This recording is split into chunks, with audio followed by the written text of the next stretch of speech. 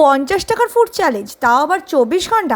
আজকে আমরা খাবো কলকাতার কিছু সস্তার বেস্ট খাবার। গেছি যাদবপুর এডবির কাছে, ওখানে নিয়ে নিয়েছি এই ছোট্ট প্ল্যাটারটা, চাউমিন আর 2 পিস চিলি চিকেন, 49 রুপিস, মানে পুরোপুরি 50ও নয়।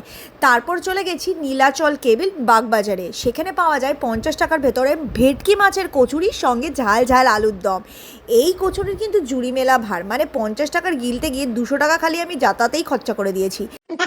নেক্সট আমি চলে গেছি নিউ মার্কেটে 30 টাকা দিয়ে ঘুগনি খেতে। আর ফাইনালি এই চ্যালেঞ্জটা এন্ড করেছি আঙ্কেল মোমো লাভার্স থেকে 40 টাকার চিকেন স্টিম মোমো খেয়ে। ঝাল ঝাল চাটনি, সঙ্গে সুন্দর স্যুপ আর গরম গরম স্টিম মোমো। এক কথায় অসাধারণ, তাও আবার সস্তায়।